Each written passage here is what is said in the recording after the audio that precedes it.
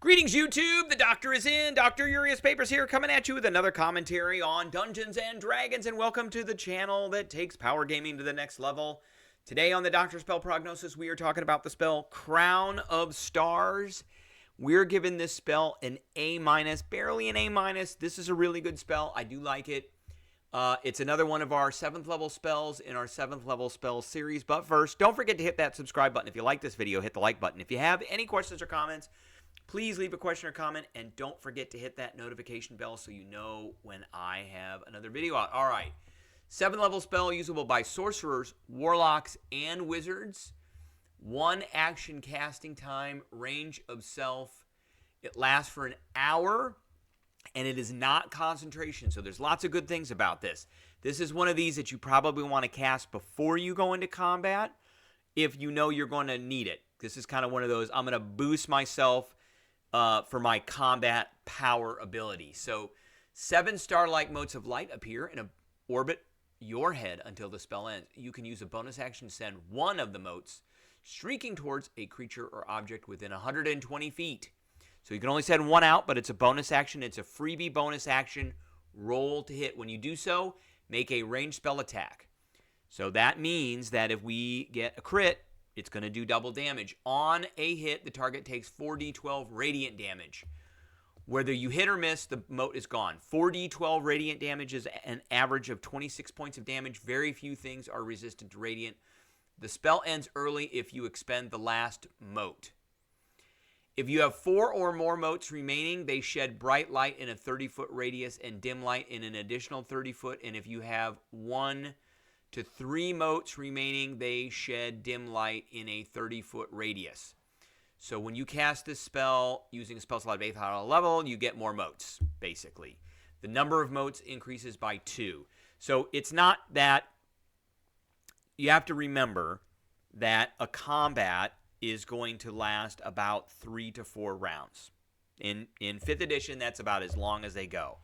So if you got 7 motes, you're not going to expend all of them probably in one combat. But it does last for an hour, so you will have some of these motes probably for 2 combats depending on what you're doing. So because it is a ranged spell attack, there is a chance that you could get a critical hit. Now, compared to, say, Fireball, which does do more than one target, this does about the same damage as a Fireball to a single target at range as a bonus action, which is just great. Now, if you can make it better, well, one thing we can do is if we have a Hexblade's Curse and we're a Hexblade, if you put the Hexblade's Curse on, now that requires a bonus action, so you'll be wasting your bonus action doing that, but you gain a damage bonus against a cursed target, which is equal to your proficiency bonus.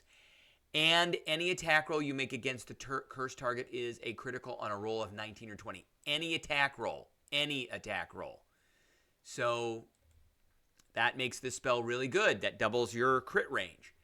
In addition, if we have a warlock who has Devil Sight, so if you got a couple levels of warlock and you get invocations, you get Devil Sight, you can stick darkness on your target, which gives you advantage to hit.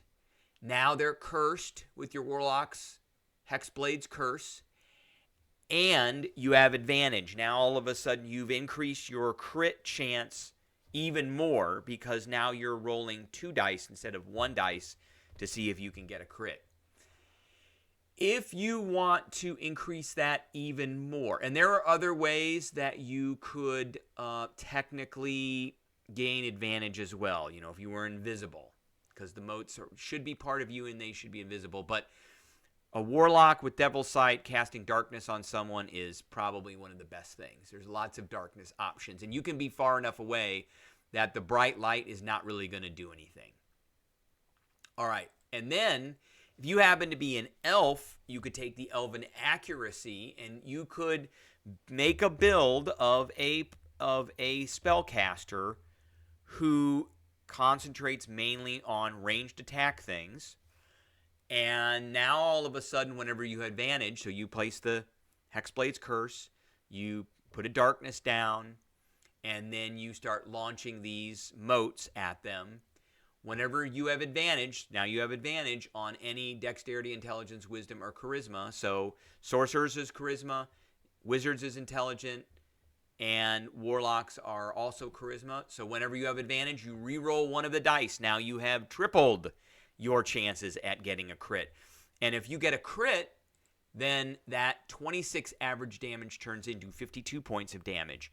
And you're maximizing your crit chance every round. If you happen to also have, well, forget that. So all in all, and is this spell worth upcasting? It depends on if you know that you're going to be in multiple combats that are going to require you to use a whole bunch of motes, or they're going to last a while, then you may want to upcast it. Maybe not. It's a freebie set of damage. If you know you're going up against something that could be susceptible to radiant damage, you definitely would love to have this spell up. All right, that is what I have for everybody today. I appreciate everybody tuning in, and I will catch everybody later.